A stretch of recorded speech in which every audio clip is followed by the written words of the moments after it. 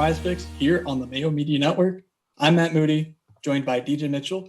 We're talking about Thursday, April 15th NHL action. DJ, we got some bets. We've got some DFS. How you doing? I'm doing good. It's Thursday. We have 9 games, which is an exciting slate. I feel like we've been kind of back and forth between the little bit shorter slates and the bigger ones. So 9 games, all of them having start times at 8:30 or earlier on the East Coast. So we'll get to bed early. Hopefully win a lot of money. Sure, we'll all win all of the money. I feel like we've been pretty hot lately. I'm not gonna toot our horn too much. But I think we've been doing pretty good. So I'm excited to make more money tonight. I mean, hey, Tuesday was a great time to be ahead of the Anthony Mantha train. Ovi also did it for us. So all things Caps coming up. So yeah, I mean, I think it's been a good stretch for us here. The Taylor Hall hat trick was just not quite getting there, but all right, Matt. Anything you want to get us started with here? Yeah, I mean, before we get into the action on Thursday, let's talk a little bit about Prize Picks. They are the title sponsor of this show. So what you need to do is you need to go on over to prizepicks.com and use promo code MMN when you sign up. When you sign up, you'll see a bunch of options for you to create your entries. The entries are very simple. You pick across sports, within sports if you want, and you pick a single player, whether they go over or under their fantasy score. You get 3 points for a goal in hockey, you get 2 points for an assist, and you get a half point for a shot on goal or a blocked shot. It's that simple. There's no need to know fancy analytics or anything. You just need to know, is this player going to score? Is he going to put up a bunch of points? And will he go over or under that listed score? You're not competing against other players, you're just competing against the board. It's you versus the board, and that's what the appeal is. It's very fun. So make up to 5 picks per entry. And if you win, you get up to 10x your entry fee. So again, use promo code MMN when you sign up at prizepicks.com. So DJ, let's head on over into this Thursday action. Where do you want to start?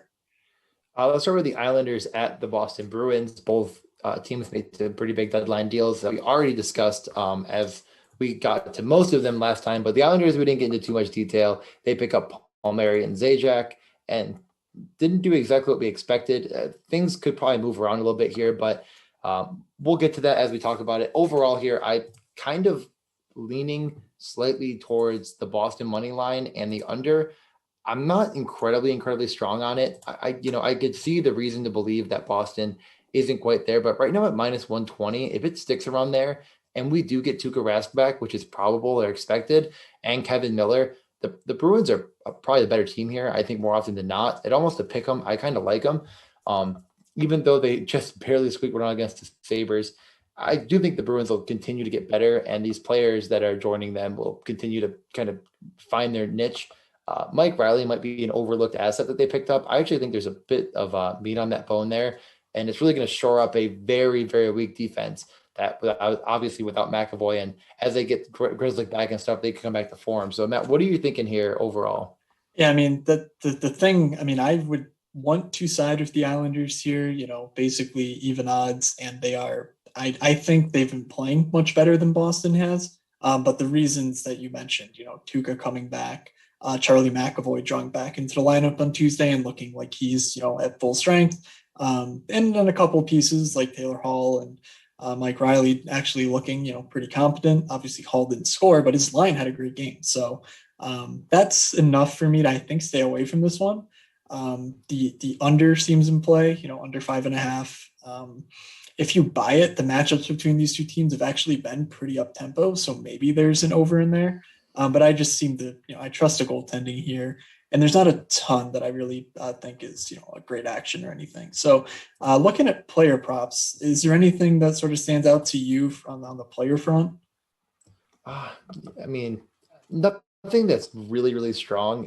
Guys like Pastrnak and Bergeron have been decent rate shooters, but nothing that I'm going to jump in on, especially with Pastrnak being a pretty habitual 3.5 over under against the Islanders. It just seems like you could find better bets down the board with like 9 games on the slate. Am I really going to throw in? Yeah, it's like you're kind of like beating your head against the wall. There's not one player that I think has a supreme value by any stretch. Maybe you could talk me into Craig Smith plus 320 for a goal. I do think playing with Taylor Hall and Krejci, he should be the primary shot taker. It's not confirmed yet, but it did look that way the first time out. Taylor Hall, what he does really well is drive play through the neutral zone and start the kind of the play in the offensive zone. And Krejci is a pass first guy, especially later in his career, even more so than ever. And Craig Smith has been, like, from his draft class to now, one of the best goal scorers in the NHL. So not that he's the same player he's once was, but I think at 320, it's a very fair bet. Might be one of the better values here, but other than that, there's not a lot that I'm going crazy about. Yeah, it's crazy because, Craig Smith is finally scoring goals, but he's not taking shots. So it's like if the shots keep coming, if he turns back on the shot funnel, maybe he sees some more volume, and that sort of offsets the bit of a shooting percentage dip we would expect. His last, I think he has 4 goals in his last 4 games, playing real good hockey. And yeah, you mentioned that line. They're nice. David Pastrnak feels a bit broken. You watched him play against the Sabres. He didn't really look confident shooting. He missed many one-timers. He and Ovechkin are sort of the prototypical. Yeah. He and Ovechkin are like the prototypical guys. You're like, oh, feed a pass over, and they're just going to make solid contact on it from wherever. Even if it's not a perfect pass. And Pasta just has been flubbing those. It's been a rough go of it. I don't hate the unders on Pastrnak if you buy the Islanders, like I do, I think. I'll need to look into that one a little more, but I do think that Pastrnak is the one guy that could have some really, good odds that I'm just not that confident in. So this game feels like a general stay away, maybe lean toward the under of the 5.5. Let's go over from there into the Devils at the Rangers. I should not be allowed to talk about this game given this is a pure rematch of what happened on Tuesday. And the majority of my personal betting action on Tuesday was pieces of this game to go over. Luckily, Panarin scored, which sort of offset some of my losses there. So DJ, what are your thoughts on the over/under of 5.5 in this one, and then the Rangers at -210 coming off of a 2-0 shutout of these same Devils? Yeah, and I was on the under, and I was right, but really, if you look at the metrics, I should not have been. I mean, it was one of the higher expected goals games. I think of the 7 we had or 6 we had, it was the second, right? Yep. So, I'm not going to sit here and pat myself on the back too hard. Shesterkin was just the right call and got it done. And the Rangers just couldn't quite bury all the goals they should have. So I'm okay with going to the over here. I'm pretty 50-50 on it. I probably just stay away from it in general. I would side with the Rangers side, but I think, more interesting is the DFS angle of getting the cheap Devils in this matchup, because we really know exactly who was going to be on the ice and what they're doing. A guy like Ty Smith, I'm not probably taking him to score, even though his plus 750 is pretty good, but he's been shooting a ton. Really been a very solid rate shooter for them. And, we're getting Jack Hughes kind of back to form that we saw him earlier in the year when we were kind of smashing those bets. His to score odds and stuff like that at 330, it's not incredibly enticing. It's not terrible. But his shot prop is something I'm going to probably target out of this game. He has been really more of a focal point in the shooting as of late. So I want to get back in on that. Other than that, any of these Rangers I think makes sense. Their top 5 guys are really seeing the stuff, but I'll pass it to you. Yeah. So, on the Rangers side, I think it's very obviously like you need to pick between the top 2 lines and what do you do there? But it all runs through Adam Fox right now. Like he's playing some amazing hockey, picked up another 2 assists, last time out. He's been crushing the Devils. So, on the season, he's got 39 points in 41 games. He's got 6 points in 5 games against the Devils. But even more impressively, he has 15 shots and 10 blocks in those 5 games. Like that's 5 blocks and shots per game. That's well above his season average, of course. So when you're talking about a guy who, has point upside, he has the sort of floor you look for in fantasy. Like I think, if you can find Adam Fox shot props, they're a very good bet. I believe I saw him at over 2 on FanDuel, at even odds-ish. Like that's a very good bet in my opinion. And then any points, things like that. The offense right now is just going through him. He's playing some amazing hockey. So yeah, I do like Adam Fox here. I'm slightly less in on the over/under. Some of the numbers did fall down a little bit based on that most recent game. maybe the 10th game coming off or whatever. I tend to look at things in 10 game samples just because things change so rapidly, especially this year, that it's nice to get a sort of, view of where a team's currently at. So I think I'll stay away from the over under, but I do love the Rangers side here, and as far as, go ahead. I'm sorry. Jacob Trouba block shots. If you can get it over 2, he has been on fire blocking shots, man. I mean, does not stop for anyone. Yeah, look, so he's the bane of my existence. He's had over 3 blocks in the past 6 games, and it's just been I mean, he just doesn't want to stop. Just laying in front of the goalie. Yeah, pretty much. He might as well strap on the pads at some point. I mean, that's the sort of thing. I promise you, the bookmakers are not putting a ton of thought into those sort of lines. When you find them on these defensive type defensemen, Jacob Trouba, the reason I've never been a big fan of him is because he's never had strong territorial stats besides the half a year he played with Josh Morrissey in Winnipeg. And, I've just been a Morrissey guy. So I don't know, in general, he's not that interesting, but I don't know. Yeah, I would have write notes to each other like love letters. How much they miss playing with each other. Yeah, well, Trouba had to move. He wanted to move because I think his now fiance maybe went to med school. So maybe there's a little bit of jealousy there. You made me leave, Josh for this. I don't know. Maybe besmirching a good name of the Winnipeg medical schools, because I will not have that on the podcast.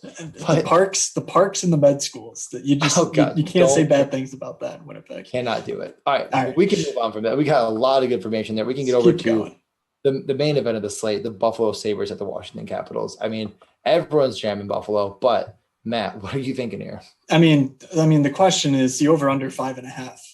How many goals will Alex Ovechkin score? 5.5. That seems like a pretty good line. Well, his son's going to come out and score the half a goal for him. Oh God. Honestly though, I think Washington could score 5. I don't think that's even the Sabres will almost definitely not have either of their starters, and Carter Hutton is a bona fide backup, but he's definitely out. Olmark is probably out. That brings in Tokarski, or we might see the first game start for Michael Hoser. Oh my God! They're dead. They do not have an NHL starting goalie. Olmark, and they do not have an NHL starting team. Yep. I'm definitely not taking the Sabres here. That was a joke for sure, but I just how many onslaught capital lineups can I make? I mean, it sucks because the Sabres have been playing just fine. They looked good against they looked fine against the Bruins. They looked great, but they played respectably. Doors blown off in the second period. And Olmark, Olmark's been the guy there for them. And in the first 5 minutes, I think he tweaked something and left the ice. And he's not likely to play here. So that's a big deal when you're going to guys like you said, Michael Hauser and Dustin Tokarski. Come on, Washington minus 300. This feels like the classic puck line bet. I don't hate it. I don't love it either. I do kind of think that there might be a little oversold on just how bad Buffalo will be. That said, I mean, let's talk about some of these player props, because when you give me Ovechkin at reasonable odds to score against the Sabres, I think I just take those. Minus 124. You parlay that up a couple times. That makes a lot of sense to me. Keep it running. Any other players sort of stand out to you?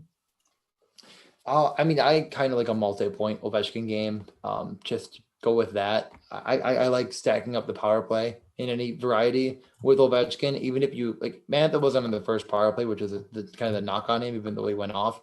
I really like the idea of doing a little Mantha Ovechkin Carlson action. I probably, if I'm getting crazy with a goal prop, I'm going back to Tage Thompson at plus 450. I think the Capitals could give up a decent amount against defensively. They've been good. They've been actually a lot better as of late. So I'm okay with that. And then for shot props, over on Ovi is going to be the easiest. It's kind of about this. I kind of like TJ Oshie when you can find him. Yeah. I've seen him at over 1.5 on he had 5 shots on goal last game. And the reason I like him is that he is playing with Backstrom now. They've sort of stopped trying to, with Lars Eller out, they were sort of like, hey, you kind of need to be a center for us. They're not doing that anymore. He played with Backstrom last game, hit 5 shots. I definitely think that if they're hanging over 1.5, you just take that at whatever juiced odds you get, and you just parlay it up. You sort of increase your return by doing that. So there's really not much more we need to say here. Ovechkin is obviously a go. You want to get a lot of Washington pieces, and you can pretty much stack whoever you want with Ovechkin because he plays with everyone on the power play.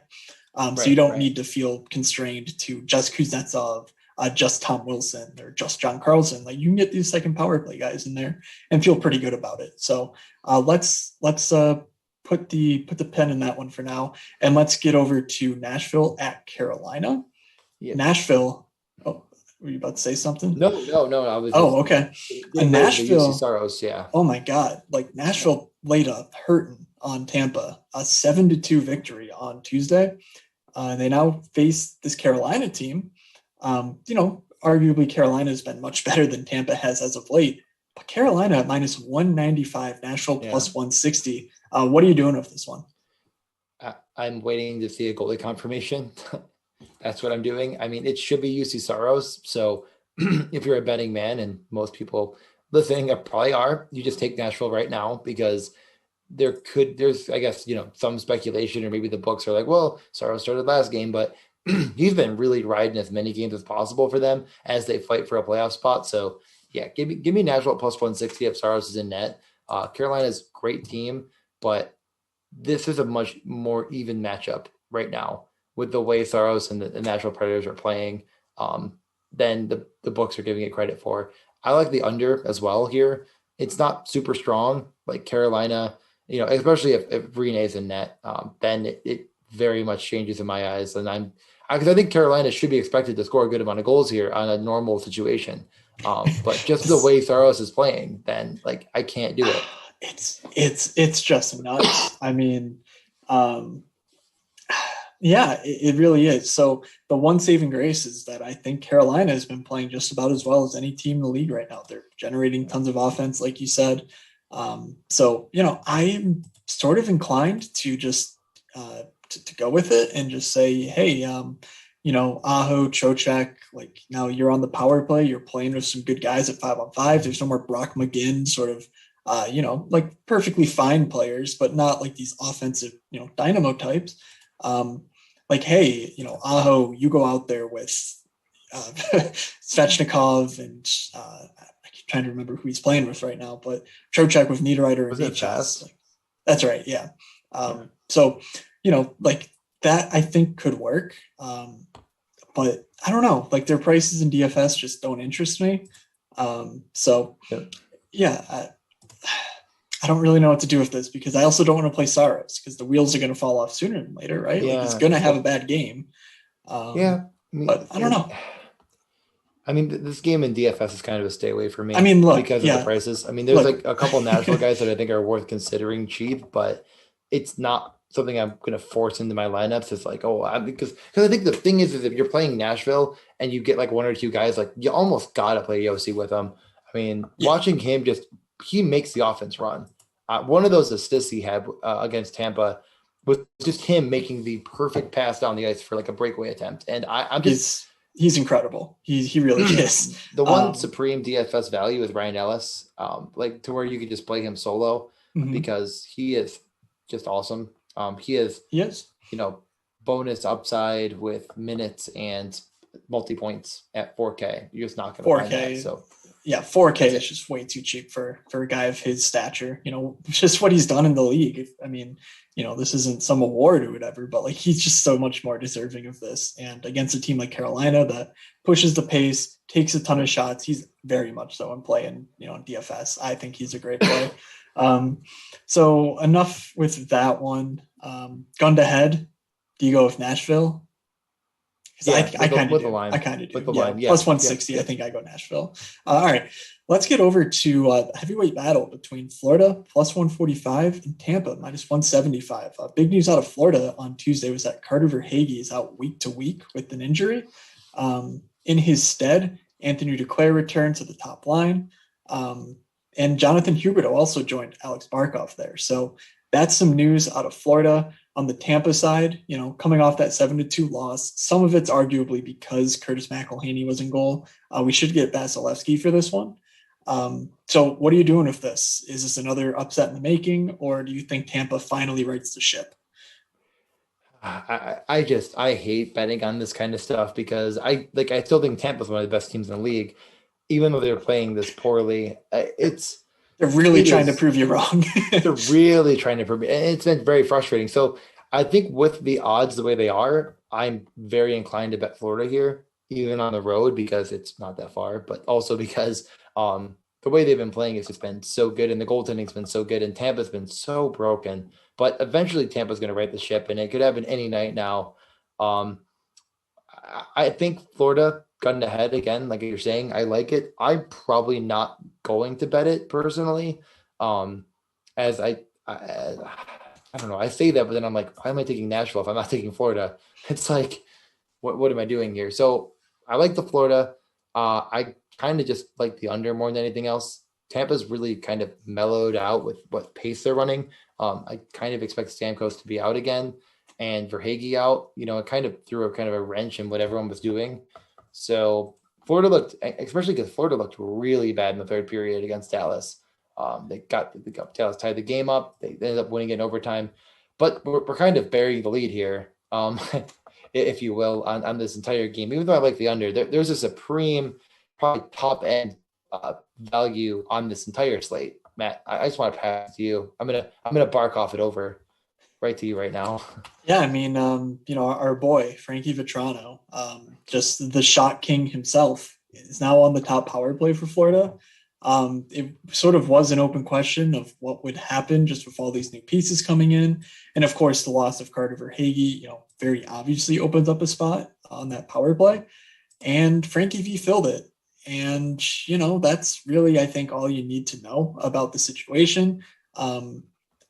He's just such a good player in terms of his shot rate and in terms of his shot quality. Like, he's one of those rare unicorns where, he's actually a guy who will pull the trigger a ton, but he's also a guy who can finish, with the best of them. Like, he doesn't require a ton of shots to score goals. So when he gets the minutes, that's where you want to jump on Frankie V. He played 18 minutes last game. He's firmly in the top six, playing alongside a very good playmaker in Alex Wenberg. And like we said, if he's on that top power play, I think you just jam him in. So in DFS, he's far too cheap. His goal prop, though, plus 270 to score a goal. I like Anthony Cirelli, and there's actually an argument for him because he played on the top line with Point and Palat, and also on the power play with those two and Sergachev and Hedman. But they should not have the same goal prop. Like, Cirelli is not as nearly as good a goal scorer as Frankie V is. So I love this Frankie V shot, this goal prop, and wherever you can find a shot prop, his shot total prop as well, because Toronto's going to be one of the best guys on the slate for value, in my opinion. Yeah, he would be tied for the lead for goals in the Sabres, in case you're wondering where you would fit in. Just playing 12 minutes a night. Yeah, playing 12 minutes a night, but yeah, he would be tied with Reinhart for the most goals in the Sabres. And yeah, for everything you just said, Vetrano night is here. I will definitely go over to FanDuel just to try to look if I can get a shot prop, which of course isn't up yet because FanDuel has decided not to put him up anymore while we record because baseball's here, I guess, or something. But if there's 2.5, even if it's 3, maybe I would. It would not be a 3. I promise you that. Yeah, it'll be a 2.5. You're right. All right. Sometimes I get carried away. I just, just in case someone's getting crazy over there on the duel. All right, and I guess the last thing to note for Florida, we should see the debut of Brandon Montour. I don't know what to make of it. DJ tried to sell me on the idea of him being on the top power play, and I just buy it. I will never buy that because they don't like Yandel, but they don't like him. I don't know what. I get it. They don't like him at 5-on-5, but he is the definition of a power play specialist, buddy. Like he plays so much time on ice on their power play. It's ridiculous. Like I don't think you're winning this one. I don't mind being wrong, but I just. So, Montour's a guy in Buffalo. When he got the run, he put up good floor stats. He's a cheap guy in DFS. this should be one of those matchups where, if the game hits the over, Montour should play 20-ish minutes. It could be a fun one. He could get some power play 2 run. But I'm just not banking on it. But he's one of our personal favorites. So gotta shout out the boy Brandon Montour. Yeah. And I mean, we kind of forgot like who replaced Verhaeghe at 5-on-5, and that was Duclair, who actually saw 18 minutes with Barkov. So that did happen. We did not even say that, and I feel like we'd be remiss that plus 285 to score. You're not going to get many props for him, but if you like Marchment, he's not as cheap. He was very cheap in DFS though. He is 3-2. So if you are going in on that game, which I'm not super high on myself, like I said, I kind of like the under here, but I lean toward the over. I honestly do, and I lean toward Florida as well. So I will probably have some Florida pieces in my lineups. Okay. All right, let's get over to Philly at Pittsburgh, classic rivalry. Philly coming off an absolute shellacking. Of course, because I was gonna say as opposed to normal when they win. Because every other day apparently they're just giving up 10 goals and it's normal now. And Pittsburgh gets the fortunate break of getting to play them here. Pittsburgh minus 165, over under, of course, a 6.5. DJ, I think we were on the over the last time Philly played. Even though it's the only 5, it's the only 6, let alone like the others are all 5.5. Like, let's just take the over 6.5. Yep. And just wherever the goals come from, they come from, but it's Philly. They're going to give up goals. But I think they're going to score some goals too here. So, talk to me a little bit about this Pittsburgh side and maybe some Jeff Carter news or whatever you got. Yeah, and I mean, Jeff Carter joins the team and should be on the second line with McCann, and I am going to blank here. Was it Rodriguez? I can pull it up.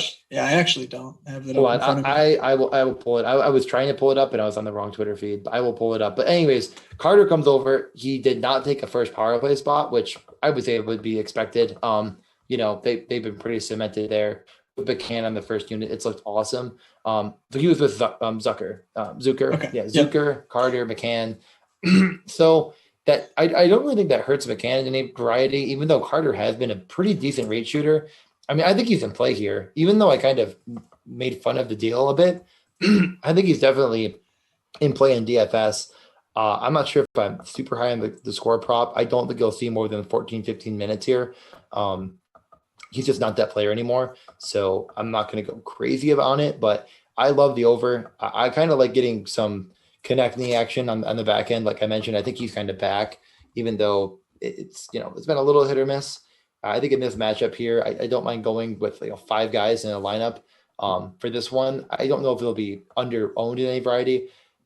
Obviously, we're not getting even to the Trey Kensel coming off a hat trick game, Crosby being Sidney Crosby or anything like that. Those are the obvious things here. Brian Rust being broken. I'm not even going to get to that. But is there anything on the Philly side that we should get to? I'm not sure if there's any breaking news. So we don't have concrete news or anything on Philly, which is obviously unfortunate because, coming off an 8-1 loss, you would expect things to change. They did have an off day on Wednesday, so we'll have to stay tuned to Morning Skate, though. I think you touched on the guy on Philly that I want to target, though, Travis Konechny. He's been shooting a lot as of late. He just looks better. We also talked about this before Tuesday's slate as well. But I think he's the guy there. I found his shot prop over 2 on FanDuel at, I think, even money on Tuesday. I've been riding that for a week or so now. And it's been good to me. So I think Konechny's a great bet here. He seems to be back in the good graces. Now, of course, you just got to check in on the morning skate because who knows if you're going to wake up and it's going to be, Shane Gostisbehere's the problem. He's back in the press box. It could be Travis Konechny this time. Like, who knows? It's never the goalies, though. It's never the goalies that are giving up 8 goals a game that are the problem because you can't just put them in the press box. So, I don't know. I do like this game, though. So, yeah, give me the over and give me some Philly, honestly, over Pittsburgh. I'm not sure I'm brave enough to bet it, but I do lean that way. And, that's sort of the thing. I'm not spending up in DFS for the Pittsburgh first line. Because I'm very afraid of Brian Rust and how not good he's been as of late. It's been real tough. He's been really getting by with some, let's say good percentages while he's on the ice. And I would just prefer to take, Jared McCann and Chris Letang or whatever if I want some top power play exposure, which could be dangerous because Gensel and Crosby could burn me. But anyway, let's move on. Last 7:00 game here. Our favorites, Winnipeg Jets on a road back-to-back taking on the Toronto Maple Leafs. The Leafs here, minus 180. I don't really know what to say. I get it. It's Winnipeg and they've been fine. But this seems like they are just ripe for an absolute spanking here. I don't know about you. I don't know why I think the same thing, but I definitely do. I think the 5.5 is just so because it's Hellebuck versus Campbell that the odds are just they're very much expecting that, and they both been very, very, very like Winnipeg isn't a corpse by any means, but Hellebuck has been dragging them to just from like being a fine team to like a borderline playoff team to like a shoe-in to make the playoffs and maybe take that 2 seed and secure it. Great on him, but nevertheless, I'm thinking I'm stacking Toronto. Yes, sir. I think that's where it begins with me. Austin Matthews minus 115 to score. I know it's, whatever longish odds. He's coming off a real poor game against Calgary, but Winnipeg is not Calgary. Calgary plays a structured type system. Winnipeg wants to go up and down the ice with Toronto. And, that they can do that. Like they can absolutely score off the rush and this, that, the other thing. But Matthews has made them pay. He has almost 5 shots per game against them this year. Like he has 4 goals in 6 games. Like I think that Matthews is a great bet to score a goal here, to score yet another goal. And it's just incredible season, 32 goals in 40 games. And I would even write off, 4 or 5 of those games when he literally had a bum wrist. His coach was saying, yeah, he's not going to shoot much, but he can do the other things. So, he's out there, like he's scoring like an absolute machine here. I'm not usually a guy who goes around picking goal props, but Austin Matthews here, I think is a very special circumstance that will absolutely make my final betting card on Thursday. So give me that. Any other Toronto news we should touch on before getting to, any other games or any other thoughts? News, they got Foligno, but he still can't play, right? No, he can't play. I think there's at least 1 or 2 more games of that. I think Galchenyuk played way more minutes than I think we anticipated on Tuesday. That's true. Out at almost 18 playing with Marner and Matthews. So if you love Matthews, I think that it's more than fair to think that they could do some damage 5-on-5. The other, I guess, news that maybe we didn't discuss was that Hyman was on the first power play. Maybe we didn't know it for sure. Is that fair to say? We had no idea. So we had no idea on Tuesday. Yeah, I couldn't remember if we had any indication. So Hyman first power play. I imagine that should stick. They didn't score anything, but I kind of like it to stick. He's plus 280 to score. Doubt you're going to find many shot props on him, but he has been shooting a ton. He's been good. But yeah, if you look at like the expected goals per game over the last 10, Matthews and Tavares have actually been 2 of the top guys. So I kind of like the idea of doing a little Tavares, Matthews, Hyman, Riley, which is expensive, obviously, but I guarantee if you look at all my lineups tomorrow, it's going to be in it. So with all of that being said, we love Toronto. I'm considering betting the line, but I almost like the over more than the under here.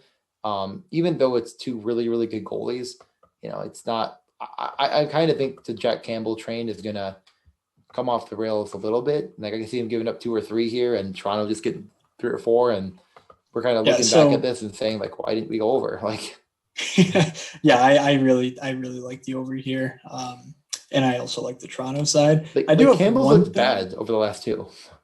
Well, Jack Campbell, Toronto savior, he's no goalie in Toronto has ever performed poorly under pressure. So, never don't even get that thought out of your head. So the one note on Winnipeg that I did want to cover was that using Wednesday's game as a guide, Mason Appleton got some run with the first power play unit, with no Blake Wheeler. They had been using Andrew Kopp there. Kopp is just not a very interesting player to us. I think I can speak for you, DJ, in saying so. he was obviously priced up in DFS because he had one hell of a run earlier this year, and he played a lot of minutes just in sort of a a lockdown type role. Mason Appleton is a guy with a lot of talent. You watch him play, and you're like, ooh, he's fast. He's got some good hands. He's got a good shot. He's 2,900 on this slate. If that top power play job sticks, I mean, I don't know. I just think you have to consider it. He's even gotten some time killing penalties as of late. He just seems to be in a real secure role. And for 2.9, I mean, hell, there's I think that's as good a punt as any. So let's get over to the next game though. Okay. Well, the only 7:30 game. We have Chicago at Detroit. Detroit goes out. They pick up Jacob Vrana. Doesn't end up getting paired with Larkin, surprisingly, I would say. But nevertheless, we get a interesting matchup. I'm really, really, really high on Patrick Kane here. I mean, if I told you a guy has 16 shots on goal in the past two, you probably would think it was Ovechkin, but it's actually Patrick Kane, whose rate shooting wasn't spectacular all year, but it has really come on as of late. Back-to-back games against Columbus, 16 shots on net, no goals. So I'm really interested here against I would say worse Detroit team than last time we saw them after before the deadline. Not that they lost anyone crazy, and they pick up Frana. I mean, well, they lost Mantha, but they pick up Frana, who I think is pretty comparable. So, Matt, what are your initial thoughts here? One thing, just you mentioned the trade deadline. Wasn't it called the Luke Glendening sweepstakes? Like, whatever happened to that? Did Stevie Y's phone just like break? Did he forget? Did he honestly forget that he had Luke Glendening? Like he must have forgotten it was a joke, but like everyone just assumed he was being traded. It was just like, fourth line center, win draws. Like, I don't know. Why does it feel like Luke Glendening's always on Detroit? Does he just always go back? No, I don't think he's ever been traded. Okay, but he's got to go. I thought he's been traded before. I'm pretty sure he's never been traded. I'm pretty sure he's been a Detroit resident for life. Yeah. Oh, you're kind of right, I think. I feel like everyone thought he was going to Toronto, though. Like, everyone was like, oh, yeah, Toronto's going to get him just because they need... I mean, I guess they really just wanted to spend the first and fourth for Nick Foligno, and why not? Anyways, talking about Chicago at Detroit, boy, I get it. Patrick Kane's great. The rest of the team, not so much. So I think I will take the value here on Detroit at home, plus 140. Patrick Kane can score some goals, fine. If he wants to do the goal thing, whatever. I just think Detroit might do that. They might be able to leverage Jacob Vrana and actually use him to his, I would say, correct level of usage. 17, 18 minutes a night, playing in a key 5-on-5 role. Like, he's been one of the best players in the league in turning ice time into points. God, if only Detroit had some guys who could put up some points. Right now, he's playing with Michael Rasmussen, who is by no stretch an elite prospect, but he was a top 10 pick just a few years ago. And he's come on strong as of late. He's definitely a guy who fits the mold of a two-way type player, but he's on the power play with Larkin right now. So if you're talking guys who I think can score in this one, Rasmussen and Vrana are right up there for me. So I'll probably do some sprinkling on it just to be ahead of the curve. But I think in DFS, it will be really where I focus on those guys because of the value they offer and how they let me really spend up on this slate. So that's just sort of my Detroit pitch in a nutshell.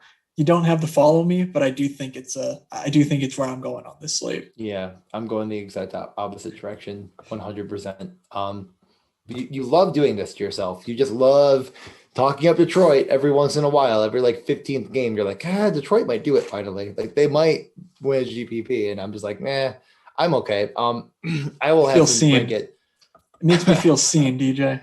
I will recover. I my scars heal over, and then I'm like, all right, how are we going to get hurt again? Ready to get hurt Detroit's again. On the slate. Perfect. So no, Rasmussen. What were we thinking before? We have to jam in 3K Rasmussen with his 9 points and 2 goals. Yeah, no, it'll be fun. You're gonna have a good. I hope you win. I honestly it isn't the worst play in the world. It's just not for me. I will focus on the Kane to bring it and find some value elsewhere, like maybe Hughes Smith or something. that I think is just statistically way better. It's not quite as cheap, obviously, but I don't know if you have to dumpster dive for a Detroit line 2 here. Just not for me on a 9-game slate. But Chicago money line, yep, not puck line. I don't think. I think it'll be close. I think it'll be right around 3-2. So that's why I kind of like the under. But both teams, not the best. So I probably just won't touch the over under. All right, that gets us to the final game of the night here. We have Columbus heading into Dallas.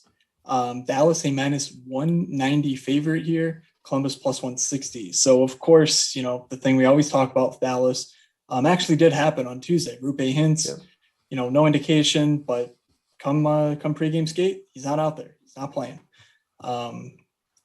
So I don't really know what to make of this. He'll probably play again. He practiced on Wednesday, but at some point it just gets in the back of your head. Like, how hurt is he where he's missing a game, but can practice the very next day? I don't know. I just feel like you got to assume when he skates, he's fine. But it's tough to do that regularly. So on the Dallas side, I don't see myself laying minus 190 for them. And that's weird to think of because, Columbus in our eyes has been one of the worst teams in the league this year, but just Dallas does not feel like they've deserved, any sort of elite contender type respect that you might've thought they could continue given their, run in the bubble last year. Yeah. I mean, the amazing thing is, like you said about Rupe Hintz, how hurt is he? Well, he has 32 points in 29 games and he just had a goal and an assist in 20 minutes of ice time last time out. So I guess not hurt until all of a sudden he is. I'm not touching this game in many varieties except for some punts. I don't really think I'll have much Dallas. I just don't think there's a ton of upside, even if Hintz plays. Pavelski had a maintenance day on Wednesday, so he should be fine. I don't know if you'll see the lines they posted, but he should be fine. I just don't think I'll touch Dallas very much here, just because they're not cheap enough for me to want to think they have the upside of a winning GPP stack. On the other hand, I think Columbus has a ton of value, even though I do kind of think I shade the under and the 5.5.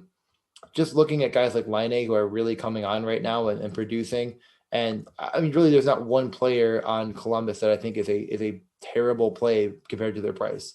A lot of value here. I probably am leaning towards more of the Bjorkstrand, Laine, Domi line. Domi, who was ejected, right? Misconduct or 10-minute misconduct in the last game. He did a big dumb. He was a real big dumb.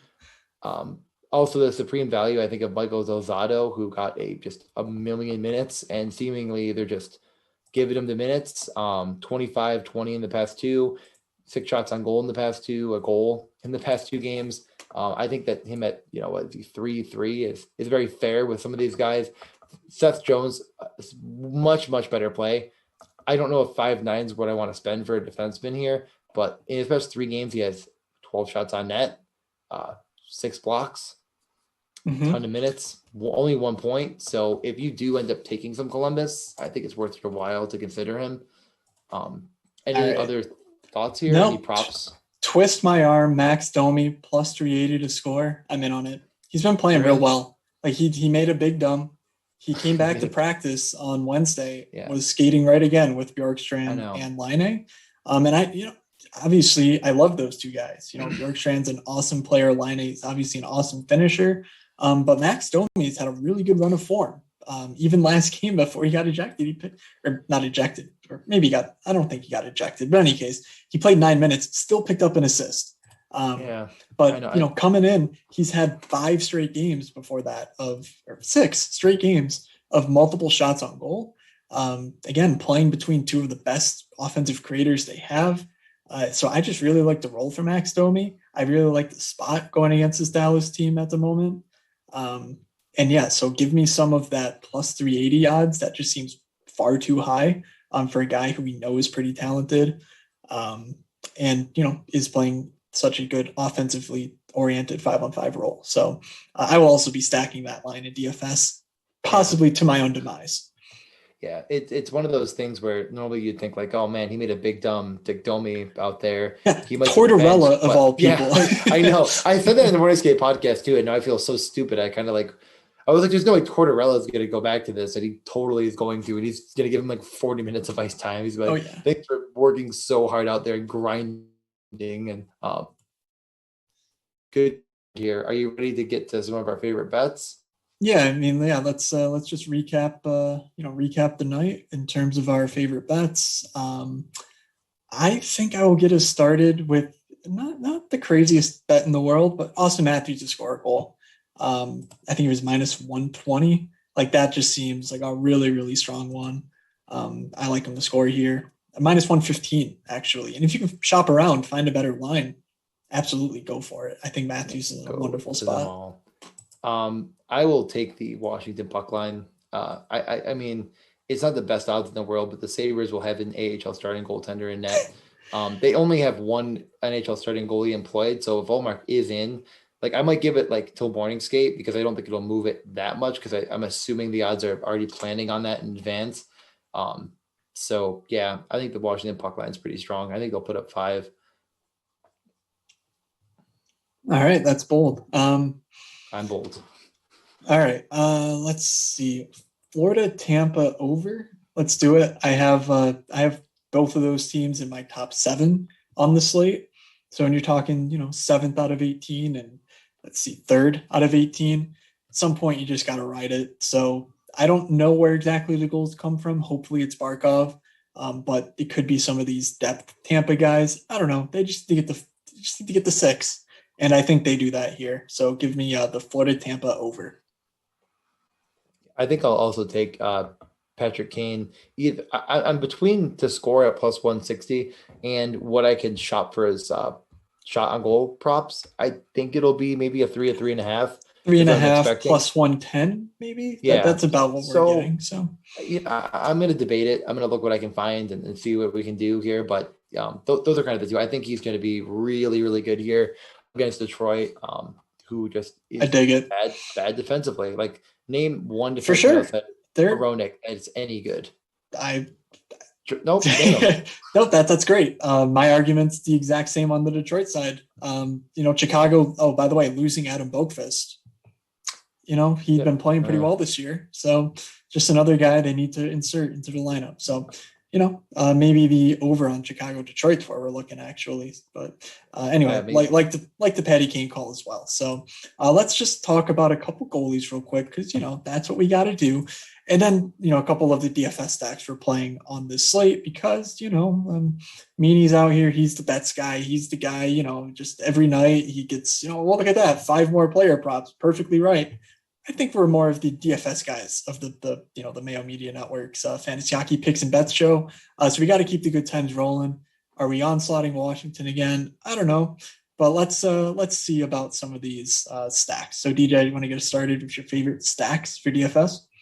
Yeah, I mean, first off, we are onslaughting Washington, but we're also onslaughting Toronto. And I already said it: Matthews, Tavares, Hyman, and Riley. All 4 of them, I'm going to have. I think obviously it's easier to say like, oh, I'll take Tavares, Hyman, and Riley and say that power play, but I still think getting a piece of Matthews. And if you want to take out Tavares and Hyman and put in Marner and Galchenyuk, perfectly fine. Sure. Go for the 5-on-5. But I kind of like the team on a back-to-back, like Winnipeg, to take a couple penalties. Maybe it could get evened out, but maybe they end up taking a couple more against Matthews and whatnot. And we just get a power play onslaught game, 2 or 3 goals from Toronto's power play. If you don't play Toronto in any of your lineup, like if you're playing a lineup without Toronto, I think you should consider Connor Hellebuck because he is 7,300 on DraftKings. Yeah. And he's a guy who could easily give you 45 saves. Easily. Even if he gives up 3 goals, he could easily get just shelled here. Oh, yeah. The Winnipeg team in front of him is tired. Like they're obviously giving up a lot of shots to Toronto, pretty regularly. So yeah, this is, I think, the spot for that. So yeah, let's, I don't even know like if I'll be 50-50 or whatever, but I will have some shares of both. And that's not usually a thing I do because usually it's like, oh, I think this goalie does well. I don't want to be stacking against some other lineups because my lineups are a portfolio.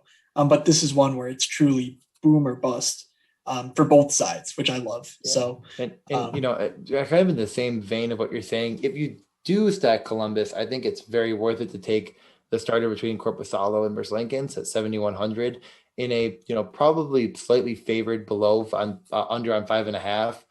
If they get the win and allow 1 or 2 goals, then they might still see 30 plus shots. And you could be kind of having the right cheap goalie. So I think I'll have them in a few lineups as well. Either way. And then as just far as, another stack to consider, if you need a cheap one, Detroit season, baby. Detroit. Jacob Vrana is a great player. Oh, sorry. I was just signing off. Oh, I get my light back on now. I don't know if I probably just ruined it for the producer. It's okay. I'm sure I look great. But yeah, okay. Another stack. I'll give one more. Let's think. Sorry, I was so disgusted by what you had to say that I couldn't think straight afterwards. I don't want to go too expensive again. I'm going to do it. I'll commit to the bit. After getting shut out last game, I think New Jersey comes back and gets at least 2 goals. At least 2. I don't want to go crazy, but they're going to be Ty Smith goal and Jack Hughes goal. Both of them are going to score. I like it. I really think Ty Smith is a supreme defensive value. Maybe not a complete standalone though, and Jack Hughes is the perfect guy to pair with him. I like it. Double checking the power play really quickly. It's got to be though. It was. Yep. And Strangovich would be the guy to fit with it if you go 3. Strangovich.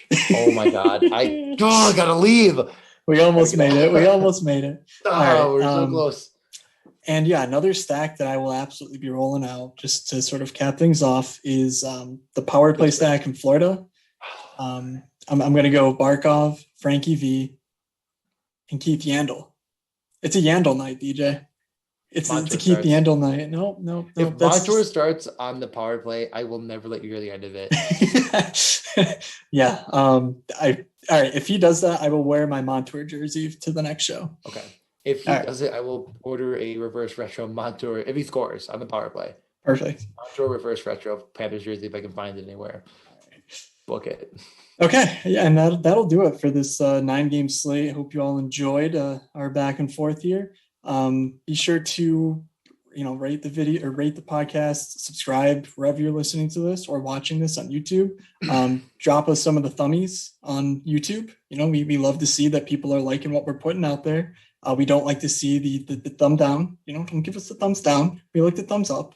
And just make sure you're checking out the other stuff on the Mayo Media Network. I've already gone over this several times, but there's golf, there's baseball, there's MMA, there's Euro golf, there's a lot of stuff. I mean, I've seen NASCAR, esports, soccer. Like, there's just so much stuff. If you're out here playing DFS, if you're gambling on any sport, Pat's got you covered. And lastly, big thanks to Prize Picks for sponsoring the show. Head on over to prizepicks.com and use promo code MMN when you sign up for an up to $100, 100% match deposit bonus. It's free money. Go use it and let them know we sent you. DJ, anything else before we go? I want to see at least one screenshot of a prize pick, whether you just show us what you did or you win. I want to see it. I want to see a screenshot tomorrow. If I don't get a screenshot tomorrow, I'm going to cry. All right. And that is at DJ Mitchell or at DJ_94 right there on the screen. And I am at Fake Moods. Just send it to me too. I like to see what you guys are up to. I will cry not only because the Sabres lost 8-1. It will also be because you didn't send it. So, all right. That'll do it for us. Best of luck on Thursday, everybody. And we will see you.